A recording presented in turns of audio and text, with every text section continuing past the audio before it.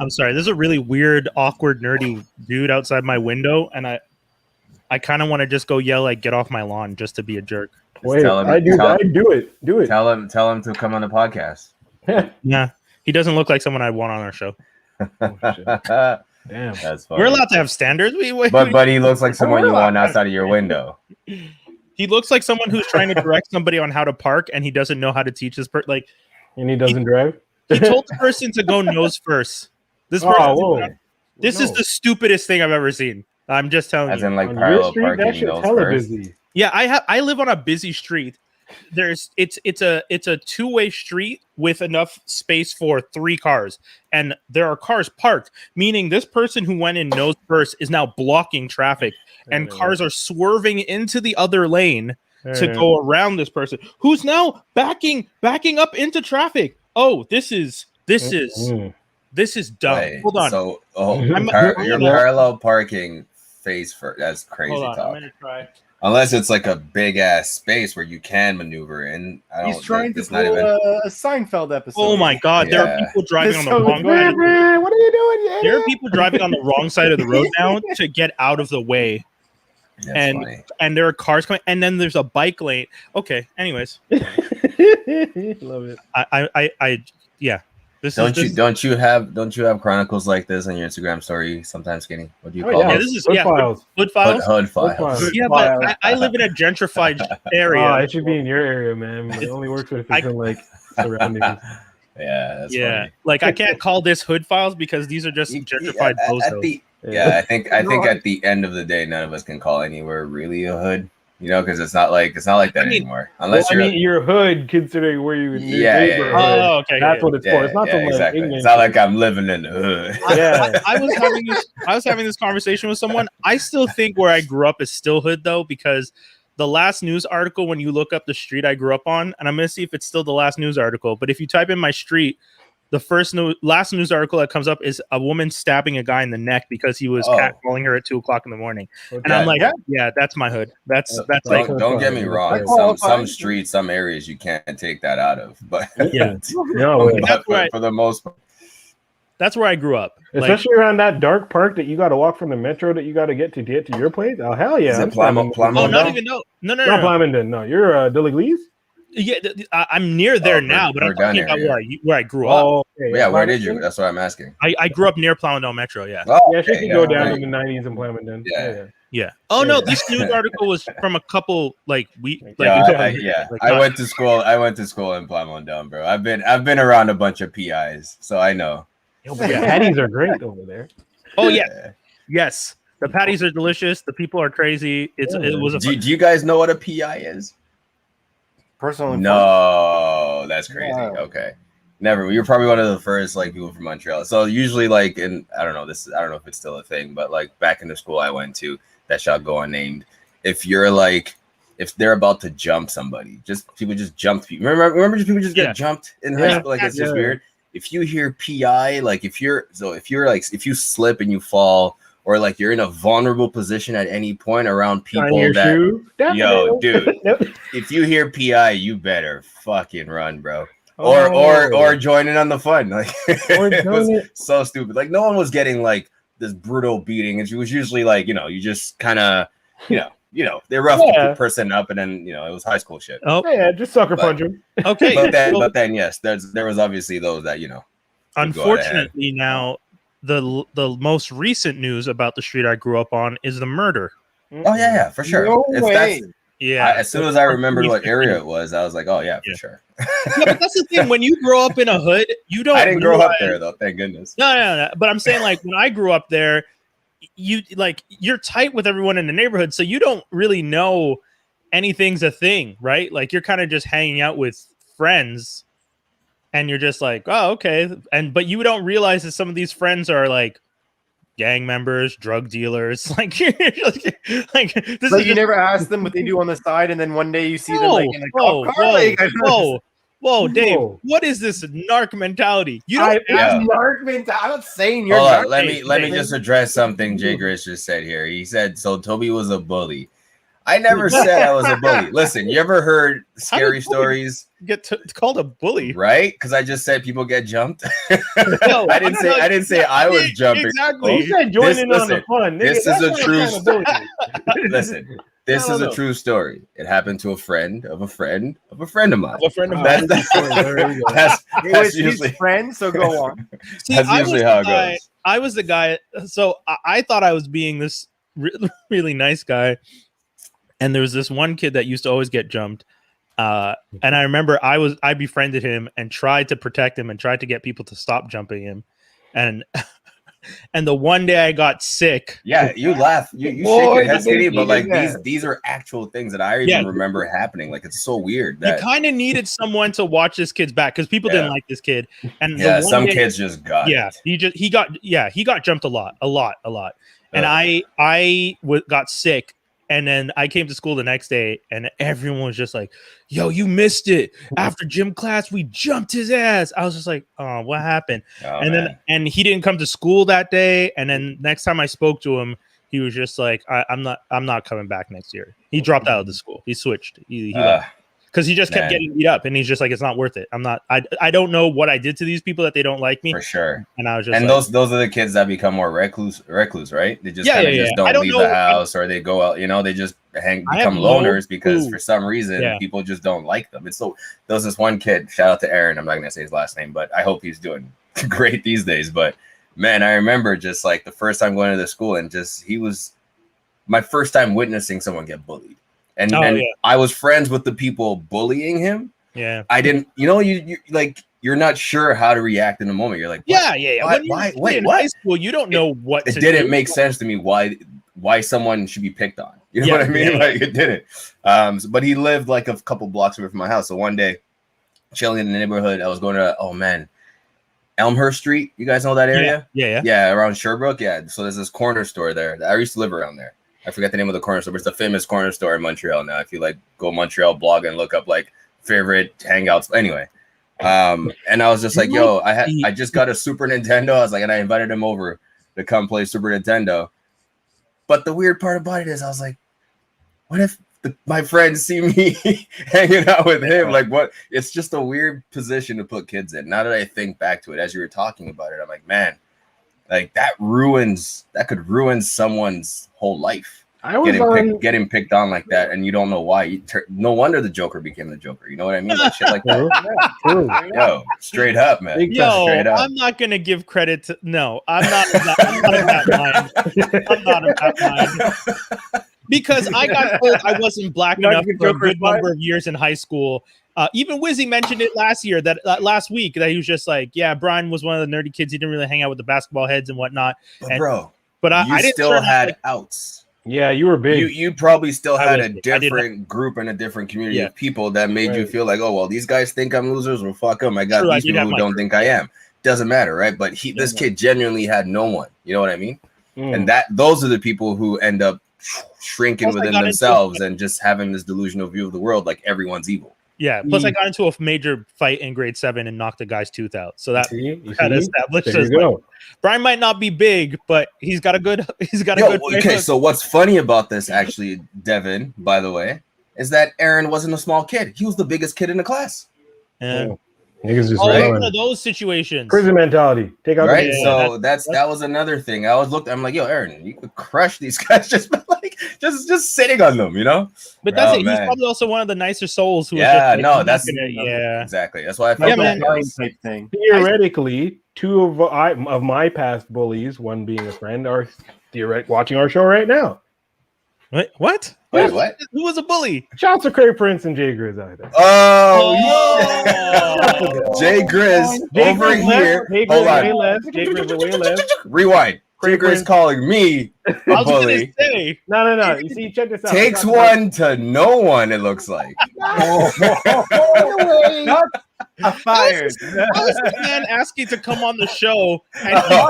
There we go. Here we go. All right. My apologies, he said.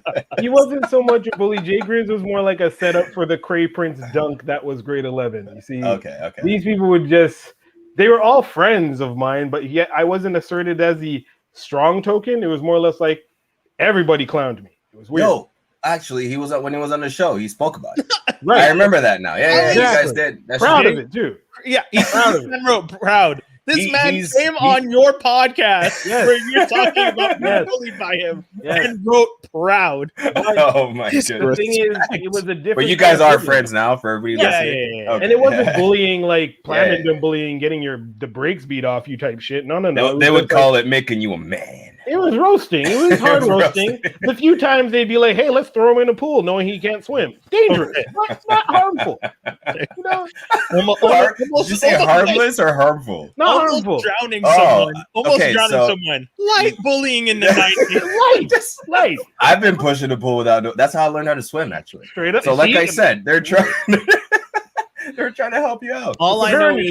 All I know is I hate surprises, so I would not be okay with being pushed in a pool because I'm the guy that when I was in elementary school, someone tried to surprise me by knocking me down with an orange cone, and I broke his nose. So no, Brian doesn't play that. I don't play that. We just said. I wasn't gonna play that. This dude was like, haha, surprise. Brian chased after him, caught him on the stairs, and punched him in the face funny. as hard as I could. Are you sure you're not was this after you'd had enough of certain bullying and this kid just came in at the wrong time? Right? Trying to let it all go on him. Like I've seen those videos though, right? When that one kid that gets bullied just has had enough. And for some reason, that bully that attacked him that day, they get it on camera. It's the worst end of the stick on that day. I was just when I was a kid, I was weirdly still all about time out. Yeah. How many people learned from getting pushed in the deep end? That's what I want to know. I actually genuinely want to know this because that's how I learned. So you'd go to the pool, you're in the shallow end, you try on the side, right? But you never made that jump to test out your skills in the deep end. And I remember getting pushed in like grade 5, 6 into the deep end. And at first I panicked and then I was like, oh, wait a second. I'm doing this. And then I came up on the side and then I just kept jumping in myself close to this. And eventually I just kind of learned. Lord have mercy. But someone has to push you through that fear a little bit. You know, I'm good. Listen, I'm not saying jump in without knowing how to like doggy paddle or something. Don't push like my learn ass. The basics. Don't push my ass into deeper water that I can stand up in. I'm not going to do this now. When I get out of the pool, I'm breaking something. A nose, an arm, a leg. I will figure out how to hurt you in ways that you have never felt pain. Listen, on this podcast, we've learned that Brian is secretly John Wick. So no one out here. Dude, when I was younger, that's the thing, because everyone's always just like, I can't imagine Brian angry. That's because Brian got all the anger out as a kid. Trust me. People mess with me. I was a monster. I used to carry around. I remember in grade 2, growing up in Côte-de-Neige, I thought it was normal to carry a chain around that if someone messed with you could whip them. I thought it was normal though. Your environment dictated that was normal. Yes, Dave. In grade 2, I used to have a chain that I kept around my waist like a belt under my shirt. And I was in grade 2. But we're not talking even sec 2. We're talking grade 2. You're like 6, 7 years old. Yeah. Yes. That's some shit.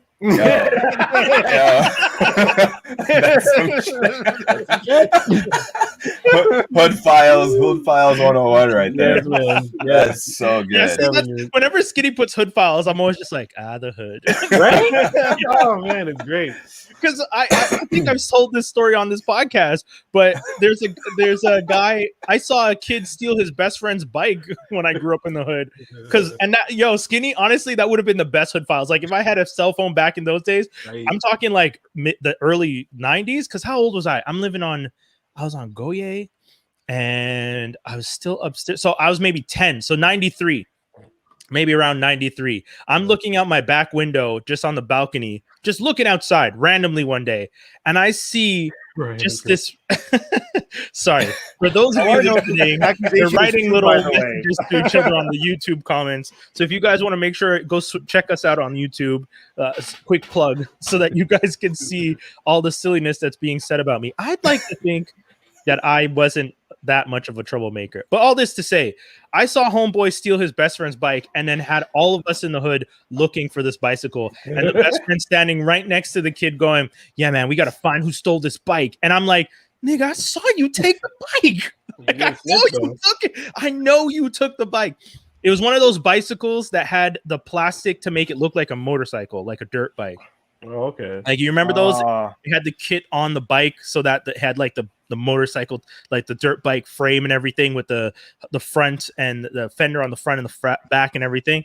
And he stole that shit and took off. Yo, I was around a lot of, like, growing up, so going to school in that area, there were people that were from that area that I actually was friends with, and I would see them actually steal stuff from their friends, and obviously you don't snitch or rat. So even if the person is right there in front of you saying, yo, this went missing, and you're the only one around, and you know the person right next to you is the one who took it, but you just still can't say shit. Yo, lessons you learn early in situations like this in terms of life and how to deal with people and trust and who to trust and how to read people. And yo, there's no better way to learn. Spend a month in somewhere qualified as a hood. Dude, and come out of that graduating like pro in life. I guarantee. I'm telling you, the first time I went to Flatbush, Jamaica Avenue in New York, growing up in Côte d'Ivoire and going there was the hood, but just like in Côte d'Ivoire, you're all like Black, Filipino, South Asian, like Indian, East Indian, all that. Oh yeah. And then I got to Flatbush and we were just black, and I was just like, okay, same logic, but we're all just black. Gotcha.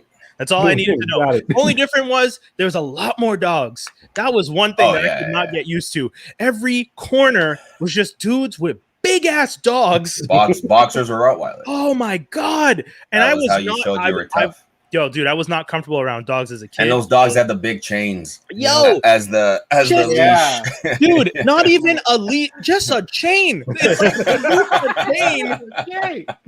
They just looped the chain and made that the leash, and the dog is being. And I'm just like standing here. I'm like, what? Like 9, walking around Flatbush, being like, that dog's gonna eat me. and my dad is, because you gotta walk with, Kevin Hart jokes, but you walk with your chest out, right? Because you don't want no one messing with you. Any sign of weakness, it's over. Yeah, but then you're also holding like an 8-year-old's hand, so like it's like this weird dichotomy of being like you're a parental figure, but you're also still trying to like show people like fuck with me and you're gonna get stabbed. So it's this weird situation. And yeah, I just remember watching my dad, like holding my dad's hand, and my dad being like a father figure, but also protective, but also seeing all these dogs and being petrified and being like, this situation just does not feel safe. It did not feel fun, but it wasn't fun. My first New York experience, I think I was with Andrew, who you guys have had on the show when I replacing me went A-Dub, whenever I wasn't on. And we just went, people used to go to New York to shop back in the day, right? Because our dollar was like higher at the time. Tales of Christmas past over here. Right. But at a certain point, the Canadian dollar was higher. You'd go to New York and grab all your gear and come back looking fresh because you're like, you can't get this because I got it from there. Anyway, after one of our huge shopping sprees and stuff, we got back to our hotel and left our bags in the car at the hotel. But I was like, I didn't really get a chance to like try this stuff on. Like, you know what? Let's just bring everything in, like, and then figure it out. And tomorrow cool. Long story short, took everything out of the car, came back in the hotel room, woke up the next morning, car was broken into. Glass broken, everything, and the only reason they broke into the car was because they saw the GPS stand. Oh, so that was a clue at the. I'm talking like 10, 15 years ago. Those things were like expensive and the shit. It's just like, they got GPS. They must have some money in this car. It was a rental. So anyway, they broke into it. Speaking of which, so we're stuck now in New York, broken glass in our cars, and we still have like 2 days left. So the whole dude, go to the front desk. We're like, hey, like our car got broken into. Come to find out, 5 or 6 other cars got broken into. Oh shit! And guess what? Just so happens to be the cars parked in the part of the parking lot where the camera wasn't looking. So we're starting to feel like this hotel was in on it too. Oh wow! What? By the end of it, the cops showed up. They're like, this happens all the time. Like, everyone was so nonchalant about it. Yeah, and we're like, yo, we're from Montreal. Like, we got to get back home. Like, you know what I mean? Like, our car just got broken into. We're barely 19. I don't know how old we were at the time. Yeah. And they're just acting like, oh, this happened. Just figure it out. I'm like, what? Yeah, I'm supposed you're to, like, okay. what rental? Where am I supposed to go? What rental? So we spent a whole day, like, our last day of the trip, just like driving around from dealership to dealership. What's it called? Enterprise. I forget what place we rented from. Just trying to figure out how we can switch. Finally found one near an airport that would switch a car for us. Then, oh my gosh, dude, that whole trip was crazy. But that was like, I was like, wow, New York. we were in Brooklyn too, so obviously, yeah, New York crazy. Yo, man. I love I hate traveling, but New York was always fun. New York was fun. It was always fun. I was at a good time. Miami was one of my favorite places to go to. I've never did Miami. I haven't been to Miami. Yo, Perth, Australia, mad crazy place. Vegas, awesome. Vegas is my home. Oh, I've never been to Vegas. Woo, yeah, Vegas, so I went to Vegas late in life. Old Vegas. Like I think I went to Vegas past like I wasn't partying or drinking anymore. Right. So when I went there, I went to visit a friend because he lived in Vegas when we were in LA. So we drove from LA to Vegas to meet up with them. And it was just like, I was like, oh, I see the appeal, but in no way in hell should you ever be here sober. Because it's not made for sober people. It's really not. The things that are happening, the lights, everything. If you're too woke, you pretty much have a third eye in Vegas. If you're too awake, like you're too alert. You know, it's made for you to just lose yourself. I could see the appeal, but I wish I went, 10 years ago. I mean, yeah, I went in 2014. It was the week I was there. The week Grand Theft Auto 5 dropped. Oh, right. So I got there the day of like Nas was spending his birthday. Anyways, Vegas, I love it. It was a great time. I will go back one day. But Toby's right. Toby's absolutely right. You should not be there. So. That's the vibe I got just it's not for sober people at all. You wake up in the morning and you're not drunk and you're like, what am I doing? What am I doing?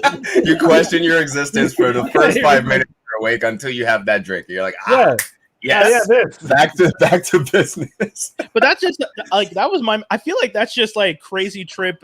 Like crazy Vegas or like spring break trip mentality. But that's like exactly what they want. That's it. Yeah, that's it. 100%. There's nothing else. There are no attractions. Don't expect anything but casino and alcohol. Yeah, the rest of it is shit. The rest of it looks like nothing. It's a desert. You're in a desert. They have hockey now. But like the downtown is you're in a desert pretty much. It's crazy. Wow. Spring break, like when I was in Fort Lauderdale and you're just kind of like, what is happening? Like, like you drove down. It was a 36-hour bus ride. You're on it's I was in college. It's all these okay, hence the bus. All right. Yeah. We're all taking the bus down. People are already getting so bored that they're hooking up on the bus. You're just like, this is a mistake. You're going to Fort Lauderdale for a week. Why would you start locking yourself in to this one person on the trip? Anyways, and then not Brian. I had enough trouble when I got down. I ended up meeting one girl, then her cousin started hitting on me, tried to pick out the bathroom. Yo, that trip was crazy. That trip didn't even make sense. It's a weird thing. Like when people's like your mentality shifts from like normal person to like you're like, wait, who where was this person the whole time I've known you? Yes. We like crazy. And the cameras on spring break is a real thing. Of course. Like people will see a camera and just start doing the craziest ish. Girls Gone Wild is a product of spring break. But it's not even just got anyone. I meant the actual like it's not just girls on the video, it's a bunch of people. Like I ended up licking whipped cream off of my friend's stomach and because it was just on camera. Like it was just because they were filming something and they're like, okay, lick the whipped cream off for something to take the shot. And I was just like, okay. Right, if anyone's listening right now and has evidence of this footage, Please, No, that's definitely please send it to us. Yeah, that needs So to we be can. send us a That'll- picture so that can be the cover of the next episode, please. Exactly. Shout out to This Val. episode. She knows who she is. If she, Val. Listen. Val is a mom. I've seen Val. the last time I saw her Oh, Facebook. yeah, Val. we'll never Two see. kids. We'll never see this now. Then forget it. I was just like, Val has 2 kids. I was just like, I remember licking whipped cream off her. So like, it's I That's not how you take should him be back. remembering. Yeah, But for real. Dude, She's literally married, the last man. time I saw her. Jesus. I thought you should remember. Wait, her. hold on. I You're know. telling me you Remember the event, her but that's not the thing you should think about the second you. Like, That's the only thing. What do you Dude, mean? Yeah, we hold were on. in school together. The last time I saw her was on the spring break trip. Fair enough. What's her last name? The rest of the school man. year, What's her last name? It's such a like, what the fuck? Hey, all right. He's like, I have every right. like I feel like it was one of those situations where people are just like, I did too much on that trip. I'm not talking to anybody because once we came back from the trip, a lot of people ghost. A lot of people stopped hanging around the same places. Yep, that's because there's a lot of shame that comes from those activities. When you fuck Meanwhile, up, get too drunk, everyone sees your butthole. It's just crazy. Is there more No. footage? Should we be asking for more I- footage? Coming out on this show. I want to know all these secrets. That's not skinny. No, that's why I don't get drunk because I Oh feel like my that shit gosh. does to people. I don't get Oh. too crazy because. That is- And especially, listen, then you hang around white people and they be drawing shit in your face, and then Oh yeah, no, fuck they're that. like, yeah, white people like to get naked around each other. that is a thing. It's weird, but I think eventually, if you're in that circle, you like it becomes a thing. Nah, you learn to just like not sleep fully. Like I invented this great everyone, thing, right? You just like for sure. But you also just again make them know that you're not the type of person that not playing. like I'm telling you. Who is this guy? Like, You're showing a little bit crazy. I feel like you have like self-defense videos on YouTube or something. I'm telling you right now, Under- I'm the guy that at the party, if you drew on his face, the next day I found you, the hand goes down and the face gets smacked. That's how Why are you hitting Yo, him? that was you want to know what that was? Did Did you guys remember the Batman Begins when Joker slams Yes. Michael Jai White's character's face down with a Yes. pencil? I'm That's telling exactly you right what you now, just described. if I wake up and you drew on my face, Oh my god, run for life. Let me It see is- that marker. it Okay, is- let me. smack. Oh man. I'm telling Nah, you, man. I'm telling you, I don't play like that. I wish I had some tissue here. So I'll be right back, guys. I'm crying over it. I'm just telling y'all the facts. I don't like surprises and I don't fuck around. That's all it is. I don't like surprises and I don't fuck around. That's all it is. Oh man, people Because used to I do feel that. like- And he appreciates his personal space. I mean, Yo, yeah. I don't mind people getting comfortable. Like you go on these trips, people get comfortable and everyone's laughy. We all having fun. But like you got to understand again, there's just some craziness when you grow up in certain places. And some of the crazy you see, like, you know, I went to high school. We went on a ski trip and I witnessed everyone on the ski trip, like a group of the guys thinking it was funny. And they threw a dude over the balcony. And you know why? You know why they threw the dude over the balcony? Why? Because dude didn't threaten to stab someone. Because I'm telling you right my now, gosh. if you said to me, yo, let's throw Brian over the balcony, and Brian said very clearly, How many will floors are we stab talking? somebody. How many floors are we Yeah, talking? and there's It was off no the, grip. it was the one floor. It was like a chalet. One At floor, and Brian says he'll kill. It might be worth it. Yo, go ahead, Might be try. worth See what it. happens. I'd I'm have telling to you- assess. I'm Is he telling fast? you, Is he faster than me? Oh, trust me, I have to check your history. Be like, has he done this before? You know. Toby. But I'm Toby, saying there. it might be wasn't about worth it. speed. It was about the anger When? inside. It was about when. It It's was not about about the speed. moment. It's about the moment. I got into a fight once in high school. Dude jumped on my back and was choking me. And I remember thinking, oh, the easiest thing is to just put all my weight and drop. So as he's choking me, I bent forward and jumped and threw my full weight so that he fell and I crushed him. That's and I just crazy. remember laughing when I got up because I was like, homie, you got to think twice before doing shit to me. Like, That's crazy.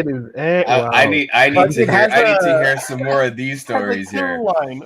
There's the time I smacked the guy's face into the bicycle. Okay, so hold on. Like, Ryan was not. Time out.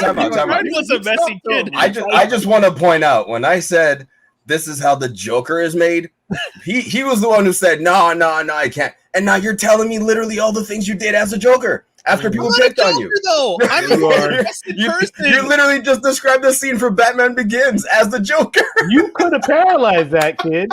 You probably wait. Okay, I'm gonna tell you guys a very simple fact about fighting. If you're ready to go into a fight with someone, if you're ready to go physically try and assault someone who does not want to be messed with, that's different. Be ready to understand the outcome is you don't know what's gonna happen, and that's 100%. This. Not everyone that's playful. Also, this dude jumped on my back from behind. I wasn't paying attention, and he jumped on my back and started choking me.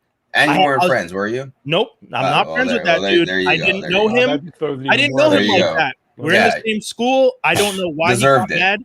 So I'm like, yo, get off. And he's choking me. So I held his arm and went down and leapt up and smacked all my weight and tossed us both to the ground. That's a legit move. If he knew jiu-jitsu, he could have made that grip a little tighter. But, that was back in because he would have.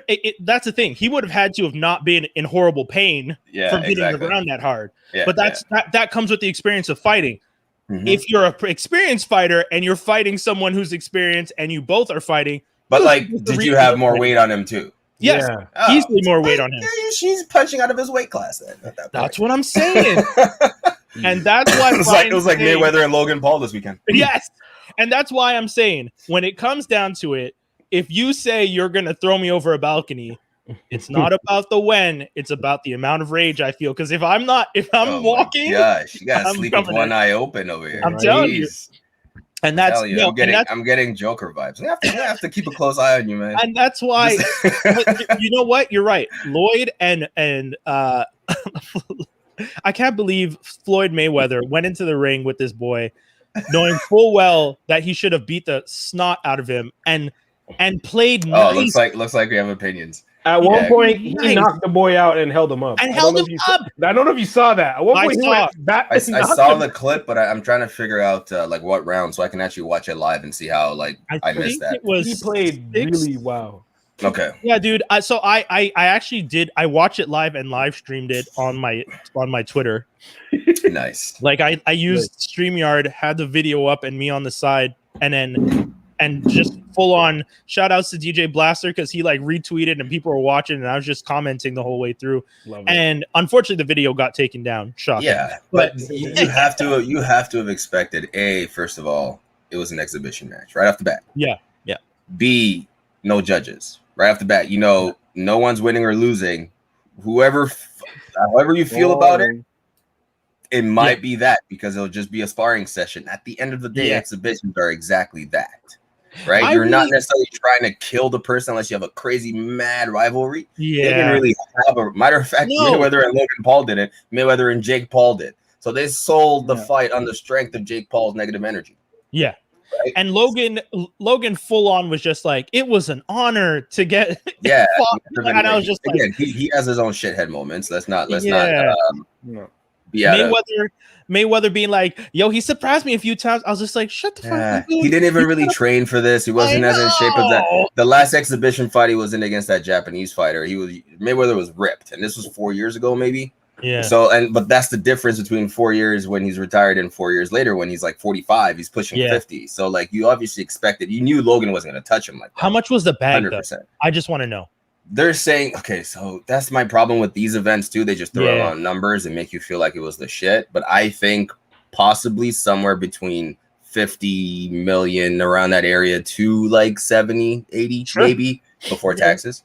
And Logan Paul probably around 10 to 20 million. Easy bag. Depending. Didn't he make a significant amount more because the advertisements on his Oh yeah.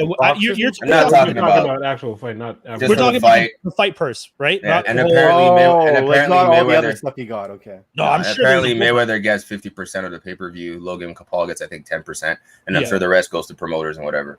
So like everyone's coming out of there with a decent bag, and to Mayweather, it's like my actual boxing career is over and done, and he's gonna be a Hall of Famer no matter what the hell you say, no matter what you say. It's cemented. No one can take that, no matter how much you hate the guy. It's happened. History books done. Set. Now everything I'm doing from now on is you're telling me most people retire and they don't continue making this much money in retirement. Yeah, but you're gonna offer me $50 million to step into a ring in an exhibition match against a YouTuber who's been boxing for 1 year. Yeah. Yes, please. Yes.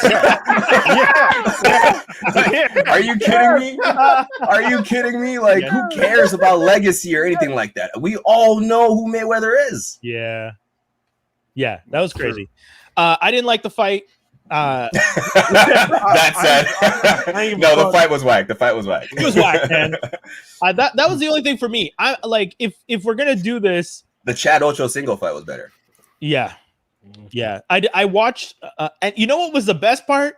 Jesus and Mero's commentary. That to me was the only reason I was watching and then listening to Jesus and Mero, and then decided to start live streaming because I was just like, I want to live stream all this silliness. People didn't really like that, by the way. Jesus and Mero? Yeah, they were the commentary. Yes, and they're making fun of it the whole time. That's why it was great to me because see, the thing for me is this whole thing is meme culture at its best, right? 100%. This is and some people were calling it the meme event, and I was just like, oh my god, they're even calling it the meme event. So to have Jesus and Mero, who are commentators on Twitter, commenting on essentially like this whole fight was the realization of someone's tweet being like, yo, what would it look like if Floyd Mayweather fought Logan Paul? Like that's a tweet out there somewhere that someone tweeted years ago when Logan Paul first started or something, just for shits and giggles. And that turned into a real event. That was this past weekend was the realization of that insane thought. And Jesus and Mero, whose whole career is just making fun of this shit, got to make fun of this shit in real time. It was make funnable. It definitely was. There was nothing. Yeah, it was a weak fight, except for like the middle of the rounds where Mayweather kind of turned it on. You saw flashes of it, like he was really hitting Logan. Yes. And then Logan in the post-fight conference saying he was never hurt. We saw your face, bro. Yeah, dude. We saw you wince. We saw your face make shapes it's never made before. Yeah. But at the end of the day, we saw him punch Mayweather, you, right hook you, and then as you started to fall, him hug you and keep you up against the rope. He started hugging him after every punch. Mayweather couldn't finish a combo, right? So we all know, deep down, for entertainment value and purposes, people are mad and saying they got money in this, but Mayweather's made a career of you hating him and wanting to see him get knocked out. Logan Paul and Jake Paul are now making the same kind of career of talking shit, getting in the ring, winning, whether it's real or fake, and people are still getting mad and wanting to see them lose again. They're always going to have return. They have a revolving door right now. People want to see them get knocked out. Like the fight I want to see is 50 versus Floyd Mayweather. That's never going to happen. I know. 50 can't fight. Yeah, you don't think 50 can fight? I think 50's been boxing. There's pure proof and evidence of him boxing. Yeah, I feel like 50 could fight, and I feel like if 50 is going to have that much of a mouth talking to this guy, I get it. 50 disrespects everyone. But if you're gonna, that's what I like about him, to be honest. If you're gonna be that with everybody. If you're gonna be that level with everyone, fine. I respect it. That's how you are with everyone. You came out and you took shots at Jay. You took shots at Mayweather. You took shots at anyone in your buckshot. Okay, that's how you live your life. But with Mayweather, some of the stuff that he said, like you illiterate, this you can't count. Like I felt like, I mean, this is like that's beyond. Personal. Yeah, this is beyond you saying you're a better rapper than me. Does Mayweather care that he's saying that? Because certain things, when you're like not really good at something or something that you're insecure about, and someone's calling you out on it or like using it as what's the word? Using it as ammo against you. Yeah. You may react because you feel insecure about it, but what I'm saying is that Mayweather care, right? Yeah. Like, I'm illiterate, but I'm richer than you. Yeah. All right, cool. That's how he felt. All your concerts combined don't add up to the amount of money I've pulled in fights. Exactly. You know what I mean? Read Like these bills, nigga. yeah. 50 is known to hold a grudge, and that's it's probably a business deal. He says it's a business deal gone wrong at some point, and that's we have his word. We don't really have Mayweather's. Yeah. Who cares? Like, yeah. Yo, okay. I will say this though. I don't care much for OnlyFans, but a gold on black OnlyFans fitted cap that Mayweather wore walking out, that was kind of fire. I'm not gonna lie. Okay, so I don't watch the fight. I watch highlights. I love that the best part of the fight for Brian is the hat that came out for 30 seconds and was thrown away. Probably. We're like, where are you going with this OnlyFans reference? Of course, it's a hat. As we had a conversation with Ari last week, guys, Brian loves hats. He's got a cap carrier. I have like every and at any point next to me, there are multiple caps. Nice. Oh yeah, for sure. Just sitting around. I just keep them around me. You never know what emergency requires you to wear Mandalorian hat. Dude, sometimes I'm in work meetings, literally in work meetings, and I'll turn off my camera and switch caps. Oh, don't you son of and you fuck people that way? Do people stop in the meeting? They're like, what? For sure. No, there's no way they don't talk. Okay, for the first few times you did it, it was a thing. No, they did. Come on. So they're ignoring you and not calling it out. It's because I always have a cap on, so to them they don't know. They don't even notice which one is cap. This is like the greatest trick the devil ever pulled. Perhaps. Perhaps. I love it. I'm not even going to complete. I'm not even going to complete the quote. That was perfect. You know what the title is? The title's going to be perhaps, and it's going to be Winnie the Pooh in the suit. That's what's going to be the artwork for this episode. Perhaps.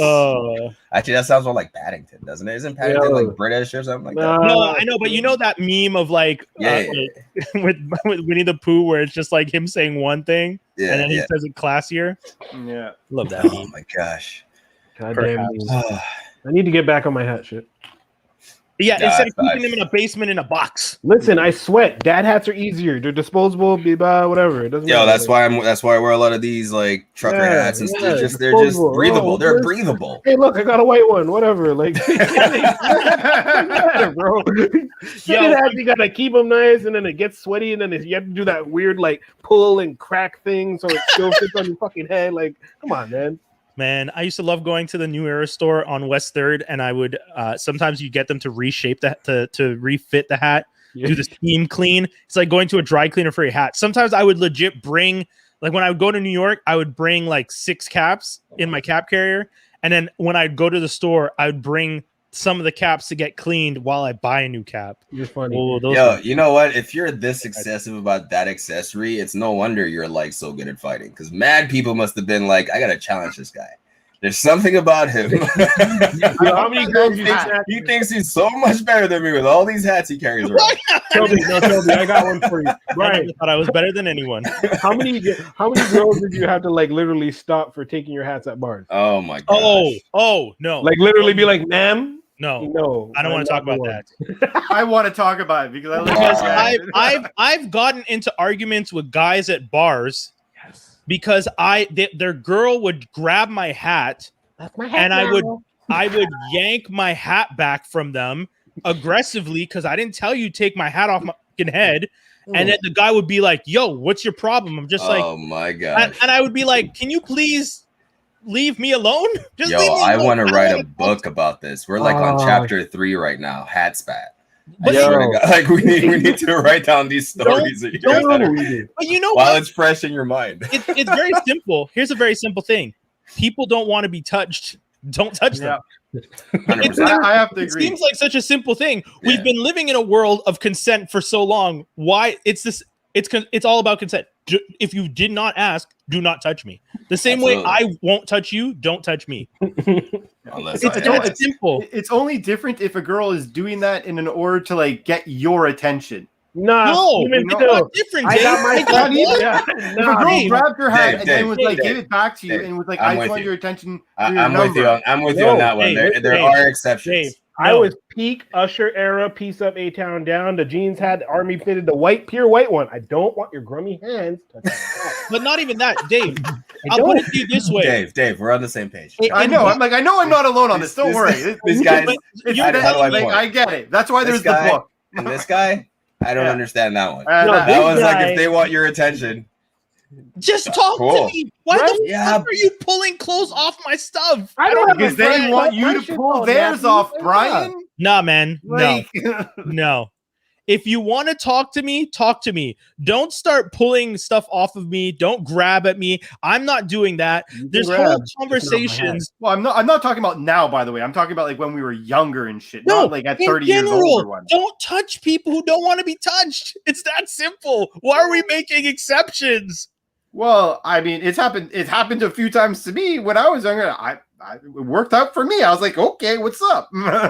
If you are happy being touched by a stranger, but here's the difference. If it's a stranger I made eye contact with and was like, oh, you're cute. And then that's how she reassesses, like re-enters the fray. Like, yeah. Dave, she couldn't just actually talk to you?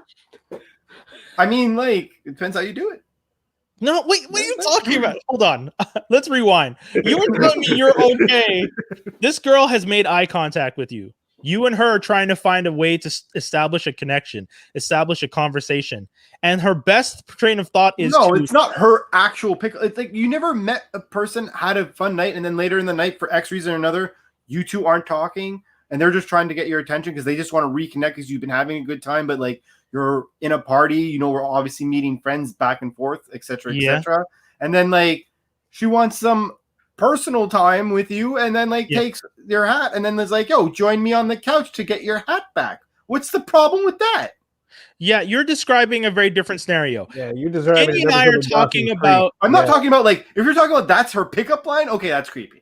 No, I'm talking about stranger. I don't know. It's hard for me to get from A to I'm talking about there's circumstance where it might be okay, but it's not. I'm literally talking about strangers touching you when you don't want to be touched. No, that's you're talking about a girl you already spoke to, you've been flirting with for the night, and she's flirting with you, and you've already spoken to her. She takes your hat as a way to tell you, follow me. She might as well put her hands down your pants. We get the message there.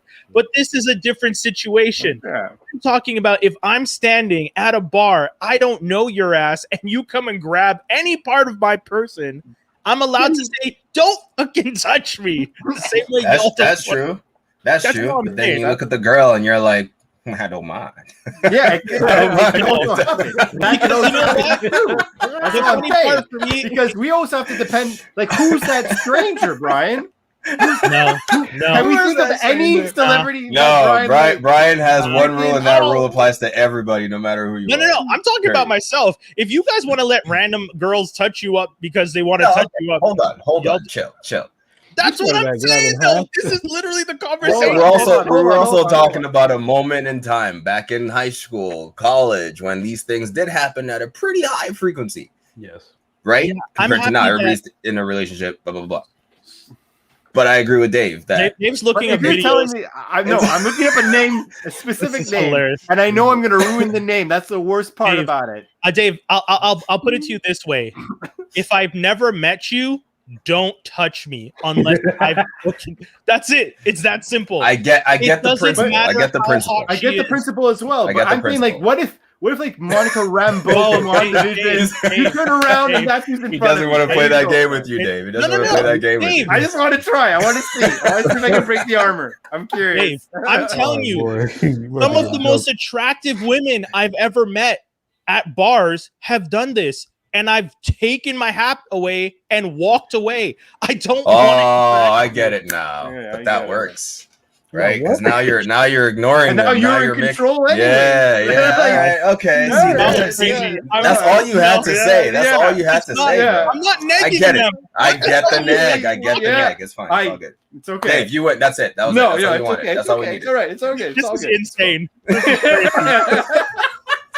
This is crazy. It's not negging. I just don't want to be touched by random strangers. No, I'm with you, Brian. I'm with you, bro. I'm with you. Don't talk to strangers. Beautiful people of the world. You have to have better pickup lines than just grabbing at people. Yeah, that's all people did. In high school, guys slap girls' butts. That's what I remember guys doing when they like the girl, run up and run away. Right? Yeah. That's what happened. That's hella problematic. It's problematic now that you think about it. Yes. That did happen. That was the language of the cavemen back then. I never slapped a girl I like's butt. I slapped my friends' asses. Yeah, sure. Let's switch topics. We can all agree. We can all agree that if we took any child from now and we brought them back to our time, they would quiver and cry in a corner because everything we did was problematic. And everything, our comedy, our movies, our jokes, everything.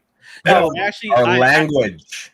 Yeah. There's gonna be a segment on the Morning Detour this Friday. If you guys are checking this out on Friday on the podcast, or if you're watching live right now, make sure you check out the Morning Detour on 90.3 in Montreal, or you can listen to them on TuneIn under the CKUT.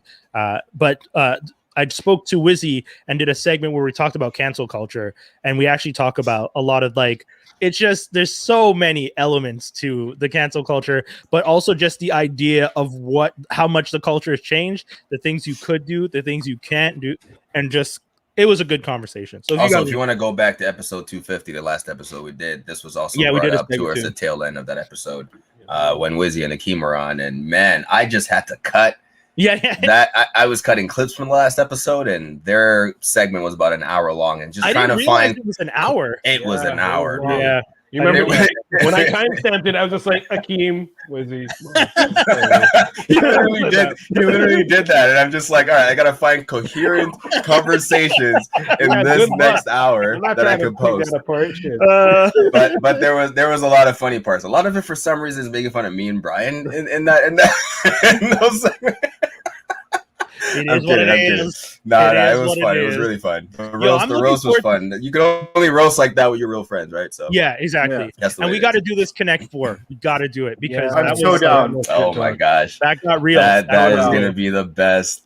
That I would love to do that. Actually, we should definitely record this Connect 4 tournament. Have some money, some prizes on the line or something. I want to have that recorded and have slow-mo moments and stuff. Dude, I already told him. His first loss is gonna forever be on. Every time I even hear him say something, so I hope he's listening right now. But every time I ever hear him say something somewhere about him never losing, I'm gonna just be that guy who shows up out of the shrubs like, huh, really? Here's video. And I'm gonna go right back into those shrubs like Homer Simpson. Straight up, I want to make a video where it's 1,000 wins and it's just a video clip of the loss. No other words after that. And just show me just elevating out of a platform. and I'm the one after the dash. You know? Oh Lord. So down. Oh shit. No, I'm clipping this part and tagging him in it. Yeah, so I wanted to see this. We gotta get to View the Right Thing, guys. We're gonna talk about it. He's one of the craziest villains. He's gone through so many wild adventures, and now he's the star of his own series, Loki. Oh man! So I just watched it before we started. Yeah, I watched it on my lunch break. It's fresh in my mind, but Skinny. Yeah, we all watched it. So Dave, we're talking about it, Dave. Dave, you know what? This is what happens. I'm gonna put the banner up. I'm gonna let you. I'm gonna let you take your your headphones out. But here's the thing: you can't do that because we're probably going to talk about this for a while, Dave. This is the crew punishment. Blank out a few times maybe, but I'm going to stay. All right, cool. As long as the Loki spoiler is on the screen, we are talking about Loki. We are talking about episode 1 of the next Disney Marvel show in the lineup for Phase 3. Can I 4. Phase 4. Phase 4. It doesn't matter. I'm like, where are we getting the timeline? Speaking of timelines. Yeah, man. First off, that music. Yeah. No, Skinny, for real. That's one of the more epics. It's a pretty good score. It's a pretty good score, though. Yeah, it is. I would agree. It sets the tone pretty well for what we're seeing, which isn't a lot of action. It's a lot of place setting. This episode. Remember, you guys said the first episode of Falcon and Winter Soldier was table setting. This is what I call table setting, folks. Yeah. That's fair. This is table setting. This was better table setting. I will agree to that because in Falcon Winter Soldier, the fact that again, Everyone complains about it. The fact that the two leads don't even meet in the first episode doesn't make sense. The show is called Falcon and the Winter Soldier, and y'all don't even have the Falcon and the Winter Soldier together. That's not what we're talking about today. Anyway, it's a good show. Sorry. So Yo. spoiler. If you guys are watching this, please understand we have watched Loki. We are going to talk about the first episode, TVA, Mobius, all of it. It's going to happen now. So get ready. Okay, hold on. Random thought: Toby's arm length. Why are you thinking about my arm lengths, bro? What's going on here? I gotta say, I like our fans because they write some of the most random shit ever. Yeah. Like, I don't know what's happening here. That's why we call them fam, because only fam can say shit like this, and you not question it random too much. Thought. But so, yes, you know what? When I was skinnier and I was like 6'1" and like grade 10, 11 and like a shrinky dink sort of scrawny dude, my arms looked I was like ET.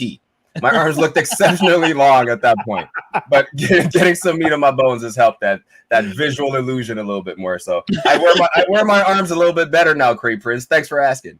I appreciate it. I do enjoy. I wear my arms a little better. I grew into my body. You're still bullying at this time, bro? Come on.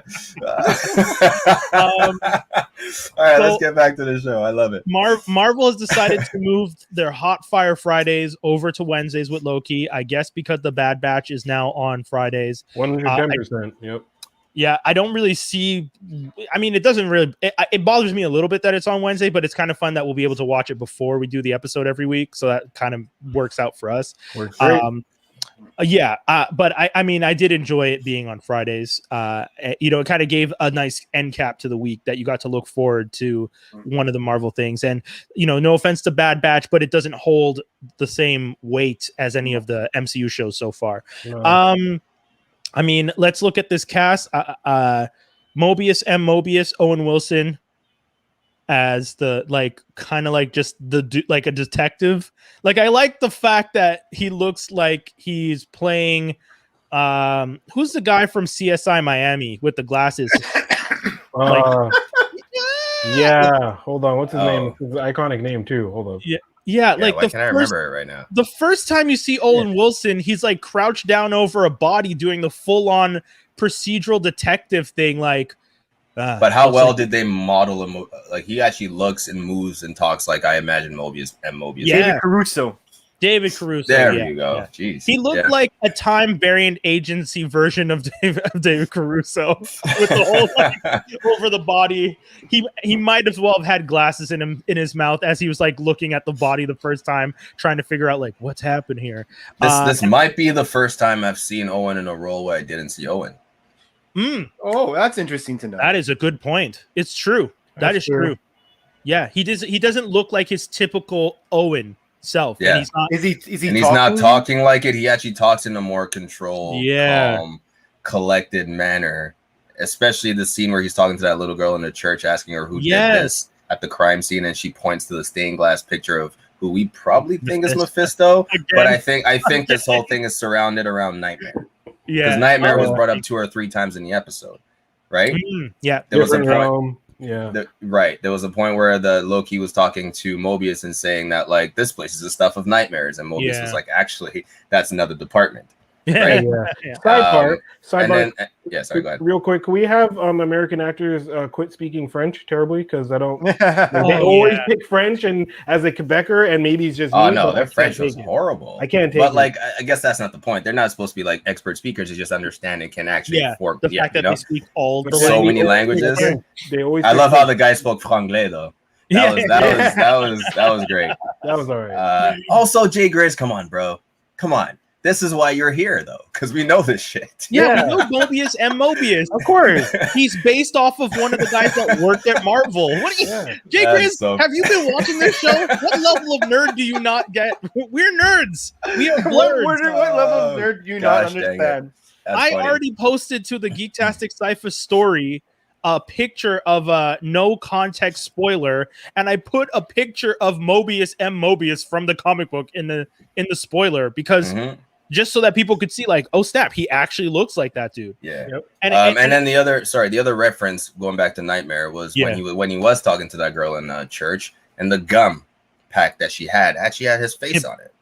Oh, If you go back to the scene and look on it, I just watched it too, so I was extra like waiting for those, looking for those things, and it's like right there on the pack of gum that says Kablooey on the right side of it. Nightmare's face is on it.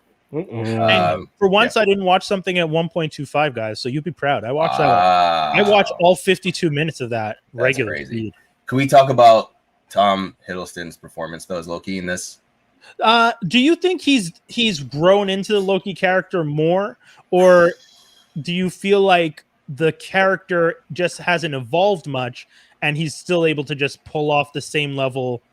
Like, because I was watching it feeling like, oh, that's deep. You want this? So you guys did not enjoy his performance? Is that what I'm not saying I didn't enjoy it? No. I really enjoy it. It feels it's so natural, and I didn't feel like there was too much levels to what he was playing yet. But I'm expecting. I thought differently though. Well, okay. The reason I say that is because based on the conversations and spoiler, spoiler. Anyways, based on the conversation, they explained to Loki at one point that the person they're trying to capture is Loki. Which we called, by the way. Yeah, I mean, we kind of already knew it, but now that it's officially official, I don't want people to get mad at us. So, they've essentially explained that Loki, they're trying to get Loki to help them hunt Loki. Yeah, and that's how it's explained. Although we don't really get to see if that is true or not, really, at the end of the day. But that is the statement we're left with. Yeah. There is one thing I wanted to address though. Okay. So Loki, for those who don't know, this story picks up from Endgame where the Avengers are going back in time, and there's one scene where Loki, or a version of Loki in a certain timeline, happens upon a Tesseract, grabs it, and disappears. So this picks up right after that, and he lands in the Moby Desert somewhere in Mongolia, right? Yeah. And then the TVA. Yeah, this is the version of Loki, by the way, 2012. Like, yeah, he's so like the first Avengers movie, Loki. Yeah, exactly. Yeah, I just want to make that clear for people because he hasn't done any of the other stuff. He hasn't taken over Asgard. He didn't see his father died. So this is really early on in the MCU too. That's one of the things. Which is the beauty of it and the beauty of the performance for him to still be able to make you feel yes that he is still that Loki. Yes. You know what I mean? That he hasn't gone through because they're like, you broke the time code, blah, blah, blah. We're placing you under arrest. We're going to reset you, which is what they do. They reset timelines when someone violates the sacred timeline, which if you watch the show, you'll understand what that is. And then Loki, and then they actually start telling Loki, like, hey, I think Owen Wilson's character kind of like says, hey, I don't want you to reset this guy. I kind of want to use him for whatever he's trying to work on, which you're not aware of at the time. And then they start telling Loki about his past, or I should say, his future, and what happened after if he didn't get away from that Avengers, and like what his life would have looked like, and what chaos he's caused, how he caused his mom's death, and like remember, he hasn't lived through these things. Yeah, you're right. That is a very, very, very good point. That he's able to tap into a version of the character that is before everything he's done, and he's able to bring that energy. And that's something I didn't think about, and that's a really, really good point. Because the Loki we were left with after Endgame has grown. Him and his brother are closer. He was helping the Avengers. He sacrificed them, right? So this Loki hasn't done any of that. He's still the god of mischief. He's still trying to take over and rule. And Owen Wilson's character really was just trying to make him understand, like, really, do you understand purpose? Pretty much that was the whole point of this, is like, you're so small, you don't even understand. And you know what's funny about what made him understand just how small he was seeing that this Tesseract that he covets so much, no power, has no power in the realm of the TVA, the Time Virus Agency. Like, even crazier when he opens the drawer, oh my gosh, and there are Infinity Stones, mad Infinity Stones. Like, I loved it. And the guy says we use them as paperweights.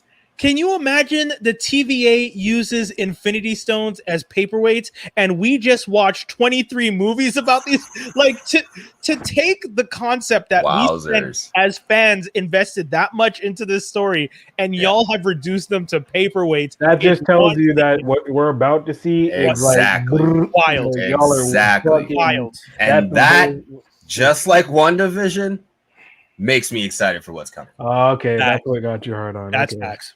Yeah, That's what got you hard on. No, but I feel that. I know No, I I get get it. I get it. I feel it. I got the same thing, and now I kind of understand between. Yeah. At first, I didn't like this episode, but now when I kind of see how your reaction, and I compare it to Falcon, I'm like, I get what you're saying. I get it. Because this is like if the Falcon and Winter Soldier was table setting, it was table setting at a family picnic outside, and what Loki gave us This was is for table us. sitting at a hot one of the most expensive restaurants in town. They just put out the fine china. We're paying out the ass, and they're doing everything. And then you get the entree, and you think that's your meal, and then you're like, oh, nope, that's just that was just the appetizer. You're like, what? And there's polishing my shoes as I'm eating. There's a guy under the table. I'm cutting my steak, and this dude is cutting your steak. Someone's cutting your steak for you. You're getting manicures on the side. True. Bro. Like My that's how being table fed. set this was. Yeah, because this is crazy to think. I like being this excited for a show. Dude, you undid one of the major things of the entire universe That was huge.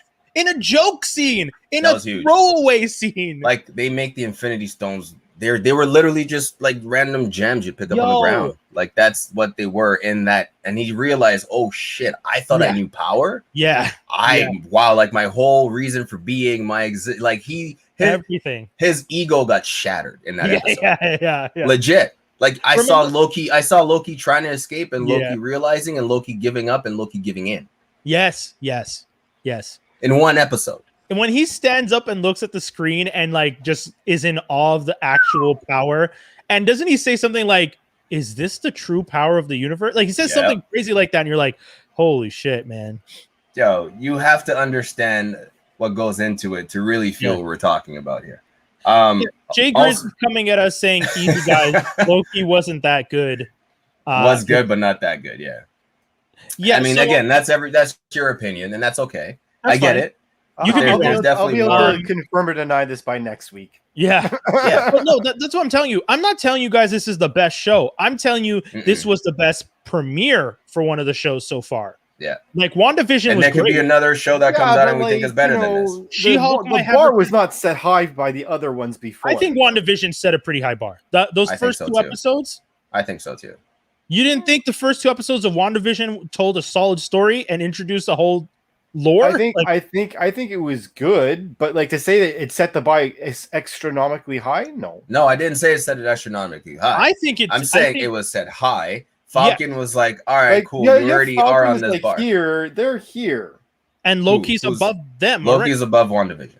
Yeah, but that's what I'm saying. Already the bar's not that high. There's all that to go. Yeah, well, I would hope the bar keeps going higher at this point and at this pace. I hope Marvel keeps setting new expectations. Dave, when you say the bar is low, in comparison to what? There's never been anything. So the bar itself, as WandaVision set the bar here.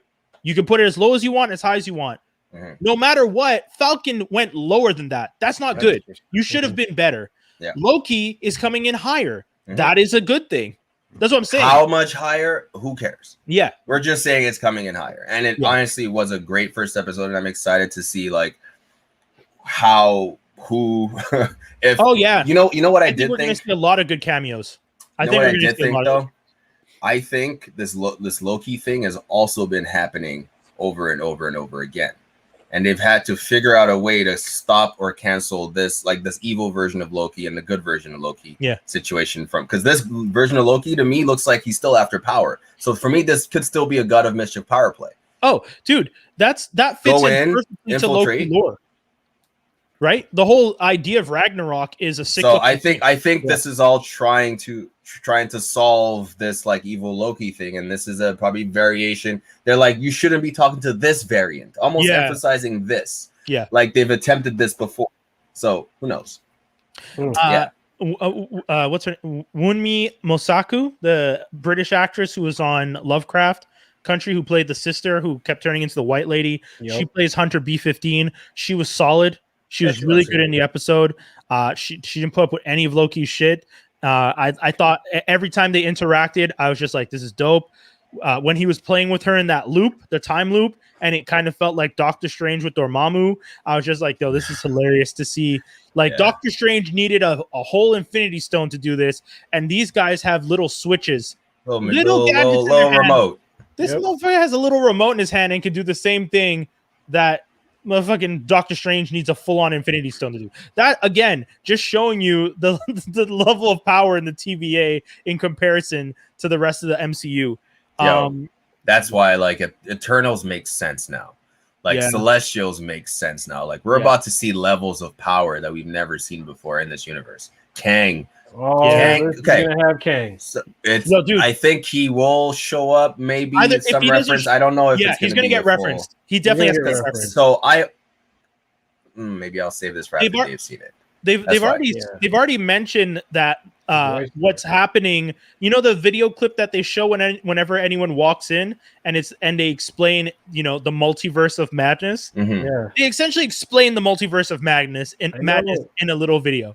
Yeah. How funny was that? I was watching it and I was like, oh wow, this is great. It's a little explainer video in a TV show. I'm like, y'all are literally telling us the movie. Yeah, for people who don't know anything about the lore, like you are Loki right now, just learning about it. Yeah, and it was perfect. That's how you do. That's how you do exposition. Yeah, jeez, that was funny. Yeah. For real. He's not wrong. For real. Oh man. I think it's gonna be cool. I think also Ravonna Renslayer. Who's that? That's the girl that's at the top, the judge that gives. Right. Where have I seen her before? She has been on. She was in the film Fast Color, where she has the powers and she holds back the sky. That was yes. Okay. She did that film. I didn't really see it, but I know. Yeah, I didn't see the movie, but I know. She was in Sloane, and she was in. I don't know if you guys watched the morning show on Apple TV last season. She has a pretty big role in that. She just, for some reason, I was trying to figure it out, and I kept thinking Tessa Thompson, or she has the look. Yeah. Of she did the episode of Black Mirror San Junipero. That's one of her. Sorry, you were cutting off for me anyway. San Junipero, the Black Mirror episode. Oh yeah, okay, there you go. Yeah, there you go. Yeah. That's also Rumi, the girl who plays Hunter B-15. If you guys are into horror movies, there's one called His House that she was in last year. I'm not watching. It's pretty good. I would recommend the trailer for that. I'm not fucking with that movie. No, it's good. It's good. Why? It's really good. No, they keep showing the trailer and there's like stuff in the walls coming out and shit. I'm like, nope, I'm not fucking with walls. I'm not fucking with walls. Things start coming out. It's really good. It's called His House.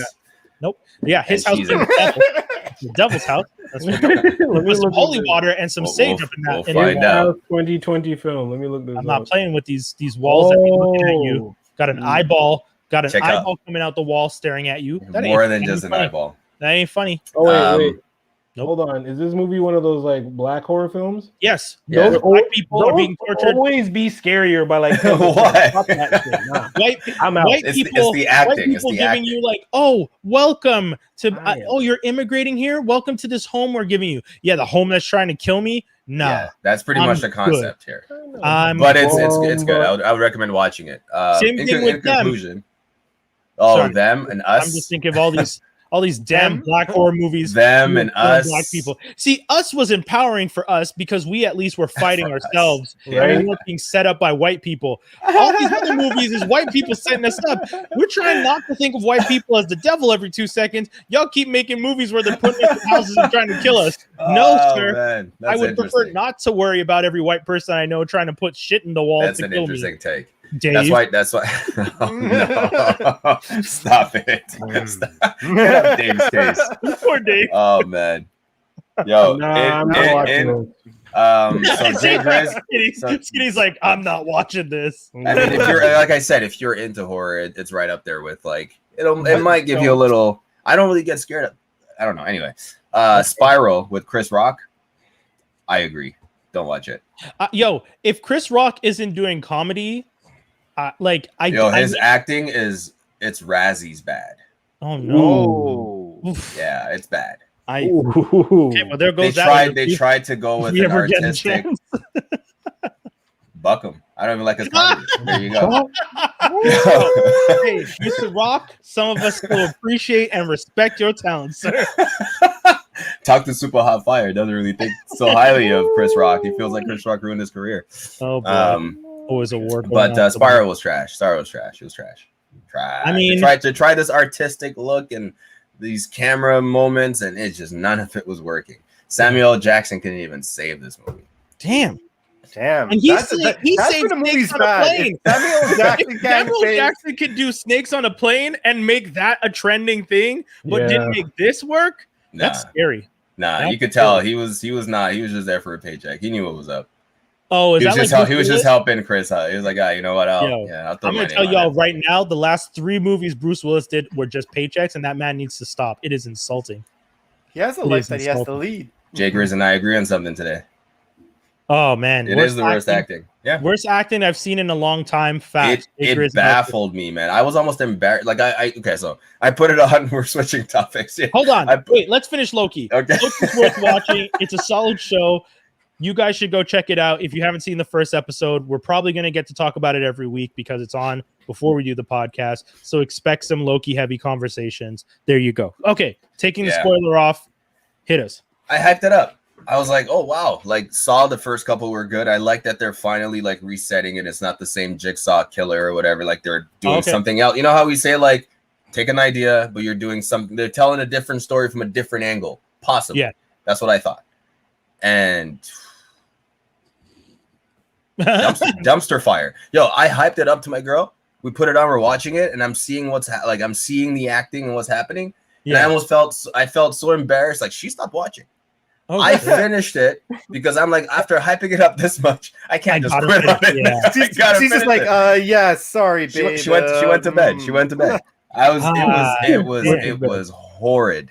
It was bad. It was bad. Did they give the bad guy a more creative name? Is it called Puzzler now or something like that? Because I'm sorry, I'm not even gonna give like just no. No, tell me. I don't want to watch this movie. Is his name Spiral? It's okay. No. Spirals have something to do with it, and he might be inspired by Jigsaw, and they might think it's a Jigsaw copycat. But that's all I gotta say. I am so sad trash to hear. Actually, I don't care. Oh man! And the deaths aren't cool. At least? I don't watch horror movies anyways. So so here's the thing. You want to talk about deaths being cool? They weren't cool, but there's some of the goriest deaths that I've seen in a while. I'm reading, and I'm like, if the movie was good, I wouldn't be this disturbed by what I'm watching. You know what I mean? It's weird. Yeah. It's a weird thing where like the acting in the movie is so bad, and then you're seeing someone get like decapitated, and it's just like, well, it's just now I'm just watching a torture movie. Yeah. Right? There's nothing else. There's no story around this torture. It's just someone being tortured. It's so dumb. It's dumb. Damn. It baffles me the money they throw at certain things like this. And I'm just like, what is wrong? What is wrong with? Anyway. Well, we know what's wrong. Rich people have money. Nepotism runs Hollywood, and people can make whatever movie they want because there's no original ideas under the sun. That's it. There's no original ideas under the sun. We've had this discussion. We've been writing stories. Humans have been writing stories for 6,000 years. We've been telling stories for thousands of years before that. So why are we still making bad movies? And we're still making movies about the same story. Every story is good versus evil in some way, or love story, or a farce. We don't come up with anything. Dude. Is that the range of our emotions? Is that the range of our like? I've told people, if you give me like an hour to research it, I will find the genesis of almost any story. Possibly. Because it's all out there. We'll just go back and start looking at stuff, and we'll be like, okay, so this show is based on this show, which is based on this show, which is based on this story, which is based on this, which is based on this myth. Cool. All the time. Like that's crazy. And that also goes to show you that like at some point your mind isn't really yours anymore because it's just an amalgamation of all the information you've taken in, and now you're thinking about it, and you're thinking like you're yeah. you're saying or thinking something new that's already been. It's like it's crazy. Yeah. Well, it's that's all why, just information. that's why whenever we talk about TV shows, we can always predict what's going to happen because It's pretty the crazy. four of us have watched so much nerd content. Mm. Like we knew Loki was going to be hunting Loki. Mhm. Yeah, that's facts. We Yeah. knew that. We didn't need the show to tell us that. We knew that's what it was going to be. It wasn't going to be him That's going crazy. after an evil Thor or no. You're going to have the hero's journey, and in the case of an evil character, it's usually the redemption arc, which is what we watch. And that's great. And you're right about that. We do recycle ideas, but like I said, if you make it interesting enough, I'll watch it. Yes. And Loki made it interesting. Yes. So because that's the thing. Yeah. Because what's the last thing we watched that we said, oh, if this was an original take on it, and we're like, that's why it was good.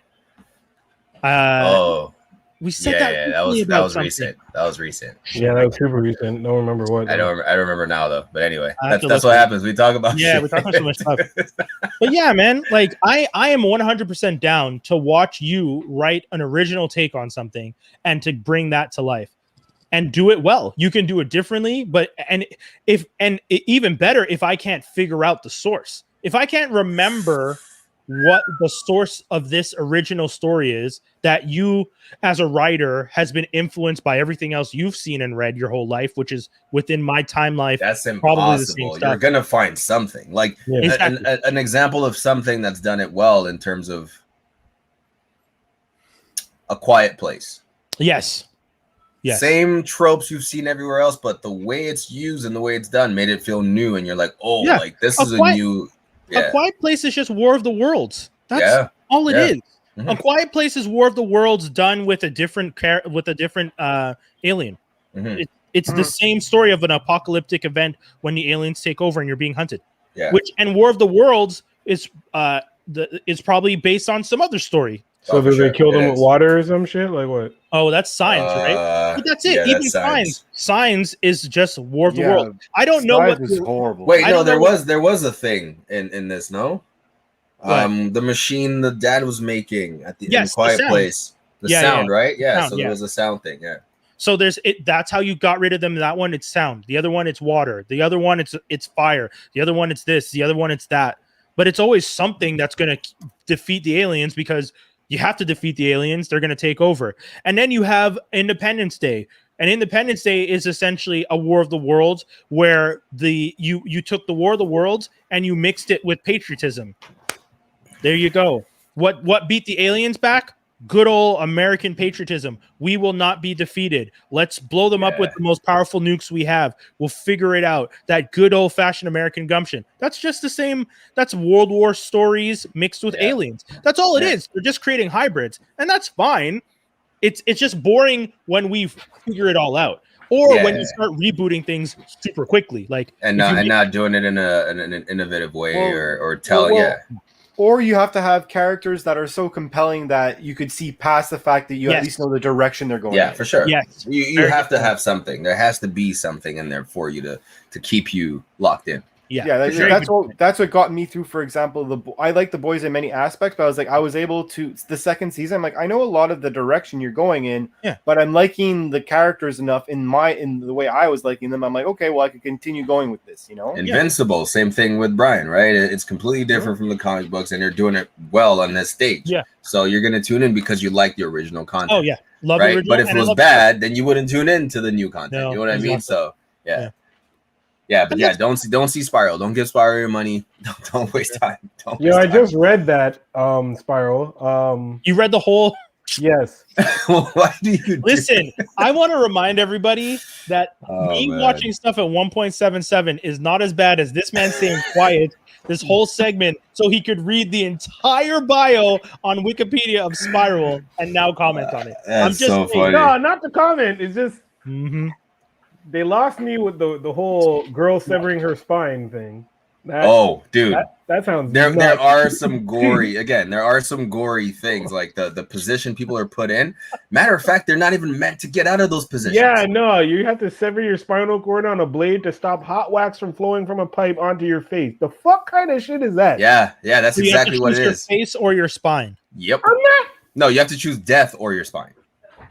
because the hot wax is pouring in your face. Eventually, it'll harden and you won't be able to breathe. Oh, So you gotta. Oh my god. Anyways, this sounds like shit. And no, Again, if the plot lines were good and the story was good and the characters were good, the torture scenes are just that much better and elevated because there's a point to them. Yeah, there was no point to any of them. No. Well, that's like Escape Room 2. I don't know if you guys saw the trailer for that. Did any of you see Escape Room 1? The one with the light skin girl, right? Yeah. On the poster, I've seen that one. She's on the Lost in Space on Netflix. Yeah, I saw it. I've seen it. It's okay. I actually. So you know, I'm not usually about these movies. Yeah, but it was good. I don't find that movie scary. There's no fear. No. It's more of a Saw. It's along the lines of Saw. It's suspense. Yeah, exactly. It's like, I know someone's gonna die in this scene. How do they die? Exactly. Oh, someone else is gonna die in this scene. How do they die? Exactly. But they did it well enough for you to want to find out what's next, right? Exactly. This movie just you had to be dragged like the whole way through on the and you're being dragged through like broken glass. That's what it felt like the whole time. It was that bad, man. Goddamn. So, Quiet Place 2, though. So I listened to a podcast with John Krasinski recently, and he explained that he really wanted to make sure that film came out in theaters. So I don't think we're gonna. He's not releasing it on streaming anytime. Like, I mean, he's gonna probably do the standard 3 months. I don't think it's in theaters right now, right? Yeah. I really want to see it, and especially after the way he talked about it being like the first film was a love letter to his kids, which is what he said. And when you watch the film and you think of that, you're like, oh, I get it. I can see that. The second film, he wanted to give a platform to the kids, which I'm really excited about. But I think one of the things is he was talking about how the film got delayed right around the time right around the beginning of the pandemic. And it almost feels like it's a bookend for him to be able to come out, and he said he wanted to be the first film that was like officially out in theaters. Interesting. And in theaters exclusively. I don't think so. Exclusively might be the operative word. Yes. Exclusively is the operative word. I don't think so though, because F9 got released in the Asian market. Oh, that's true. That's out too. Yeah, I haven't heard anything about this. It's weird. It's a weird time we're in where we don't hear. I'm not hearing anything about movies. One of my best friends who is obsessed with the Fast and Furious franchise. He loves those movies. They're so funny to him. He finds them hilarious and entertaining. And I get that because I usually go with him to watch them because he says one of the best experiences is seeing how insane something is and then turning to see me being like, no, this doesn't. Because I'm always just like, what is the physics behind this? And he just turns and starts laughing at me because he's just like, why are you trying to understand the physics of this moment? Don't try. I know. Don't try to understand. But yeah, so we were saying, and I'm the one that told him the movie was already out. He's just like, no, it's not. It comes out in June. I'm like, nah, dude, it's out in the Asian markets. It's been out for almost a month. Yeah. And he checked and he was like, what the? He's like, the fact that I haven't heard anything about this and that it hasn't leaked is crazy. Yeah. It has leaked, but the version out is one of the worst cams ever. So. Everything leaked. They're just cam. Even a Quiet Place. It's Nobody wants to watch that anymore. We're not in 1999 over here. Yeah, it's fair. I know. I miss the days where I could watch a cam and be like, I'm okay with this. I'm okay with this, man. I don't mind, dude. We have so much content that I can wait now. Like that's where we're at. Anyways, boys, I think we don't got geek news because we're doing it daily. You guys can check out this channel. We're all gonna try. I've been doing them this week. I did Monday and Tuesday. We're doing the show now, but tomorrow I usually try and do them around 6:30. 5 minutes of geek news, pretty much. So that's pretty much it. We're not even no geek news or rumors this week, guys. Nothing major even happened. I already spoke about them. So if you guys want to go watch those videos, there's information about the new Spawn title, the Cowboy Bebop, Batwing. I was gonna say the Batwing. You got the Batwing thing. Well, Lucius Fox is going to make his first appearance, live action appeance. It's unfortunate the show he's going to be on, but has anyone even watched this season? I watched half of episode 1 of the last season. So I watched 2 parts of episodes this season. Oh, really? I can't get into it because I don't find it. But is it the same exact way it was filmed and stuff as before? Yeah, for sure. and like the car is really cheaply made. Like she has a car now. Yeah, she has her Batmobile, but it looks. She had a bike before, so yeah, not upgraded. Yeah, I guess it's bad. It's an unfortunate show. And it really bothers me that all the Black Hero shows are getting like, because Black Lightning came to an end because it's bad. Painkiller didn't get. Yeah, I know, but Painkiller didn't even get picked up. Didn't get picked up. Yeah, it ended up not being picked up. Yeah, no, they got canceled. But Batwoman ended up bringing back a different actress to play Katie Kane. Mm-hmm. So technically Batwoman is still in the universe. It's just that there's also the Black girl playing. It's not a good time for Black DC heroes in these shows because it's just another thing that DC fucks up. That's all it is. DC can't do heroes, DC can't do Black people, DC can't do nothing. DC and on that note, every day. And on that note, DC. On that note, Marvel. Can you tell? And on a positive note. All right, guys. All right, guys. We're out. Thank you so much for tuning in. We'll be back again next week. And once again, don't forget you can check out our channel every week, every day now, actually. Like we said, we're going to have small segments. And if you guys want to follow us on social media, just follow us at Geektastic Cypher, also available. The little 5-minute segments go up on our Twitter as well. So we're gonna bounce, man. Thank you guys so much for tuning in. We'll see you guys next week. Don't forget to check out all the clips from episode 250. Shout out to Tobi for cutting those up because there's a whole bunch of them. And you guys should check them all out. We're gonna start trying to put some of them up on the Instagram as well. So follow us on Instagram and you can check those clips out when they come out. We out, y'all. Peace. Peace. It is.